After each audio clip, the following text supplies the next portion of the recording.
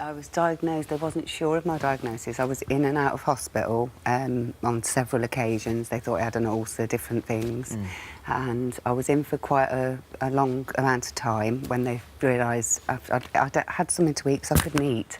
I had a line fitted through my neck, it came out here, and it was TPN. I had to be fed through liquid.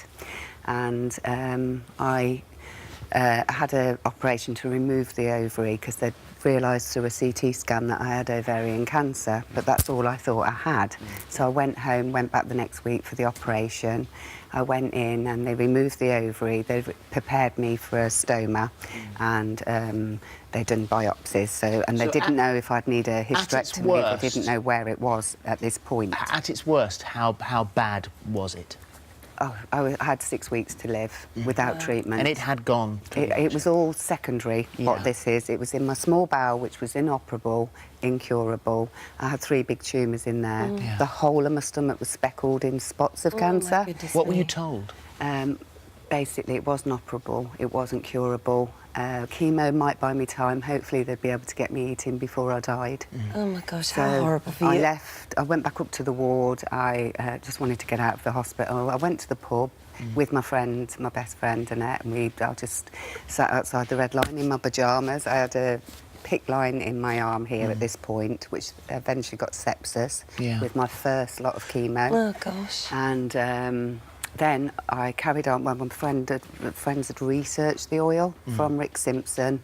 So this is Rick Simpson. He claimed that his skin cancer was cured by taking this cannabis oil. He was the founder of it that realised that it actually cures cancer, and it's the THC that eats the cancer. So and this is the bit they won't. I don't know why they won't legalise it here when because it is this is the bit legal that in produces other countries. the high. Yes. So that's people are far worse drunk, aren't they? Really, if people are going out drinking, they're in more trouble than they are because this makes you really relaxed, chilled, sleep. However, the first time you tried it, I was giggly. Yes, but not aggressive. It's never made me like. If you can have a drink, people are aggressive, they fight, but this has never made me feel aggressive, tired, laughy, giggly. And if you drink with it, it's not good because you hallucinate. How do you take it? I take it in a little capsule. I bought these online. I squirt it in there, and I don't like the taste of it. And this is it. This is the oil. This is the oil. So that's about 5 mils. That's not 5 mils. Oh, sorry. 5 mils is there. Oh, OK, so that's 3 mils. Yeah. And you normally buy it in, am I right, in 5 mil? 5 mil syringe. OK. Yeah. And it's £250 to buy that. Yeah. And how long would that last you? Probably about between 5 and 6 months. I do take a bit more now because in August, when I got sepsis in this line I had taken out, I decided then I wasn't going to have, because I was on chemo 3 days a week, every 2 weeks, attached to my line, and I'd had enough at that point, and I just went, I don't want this anymore. And I hit the oil every night, and I was playing with it because I didn't want to take it. I didn't like the feeling. And I didn't know if it'd really work. I was a bit sceptical, to be honest. Well, my next scan then, when I'd only had like 1 lot of chemo, and then I had a scan, and the results were absolutely astounding. It's all gone. In my pelvis, ovary, stomach, small bowel, the tumours have gone. God. There's a little bit left in my gastric stomach. There are a number of occasions, we've interviewed people on the sofa here. How come at this stage we know so little about its curative effects? Essentially because the government hasn't allowed people to take it and use it for these purposes. As far as cancer is concerned, there's around 20 to 25 years of evidence from tissue studies, animal studies, and anecdotal reports like Joy's here of quite remarkable, quite very profound effects, and up to the level of cures in some cases.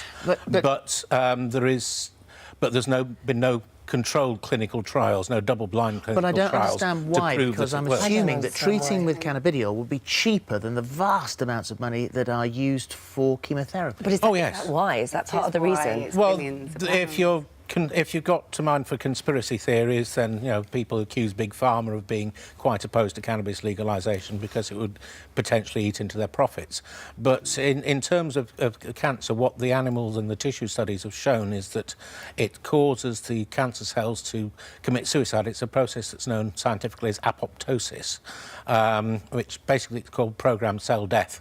And it also prevents or reduces the level of the blood supply to tumour tissues, so it tends to sort of shrivel them at one level and then sort of knock them out completely at the other. How important Can I just say, though, it doesn't work for all cancers. Yeah. And it doesn't work for all individuals. So one cancer in different individuals might have different effects, and different people have got different susceptibilities to cannabis. How important is this THC?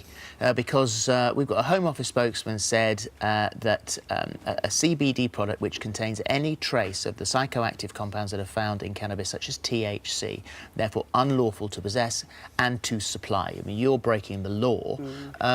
How essential in the product is the THC? There are different, obviously, for different medical conditions, the cannabinoid balance is changed. So for epilepsy, for instance, CBD is the compound that you're really after because it's anticonvulsant, and it's you can actually buy also yeah, that is actually legal in this country. And that's legal, yeah.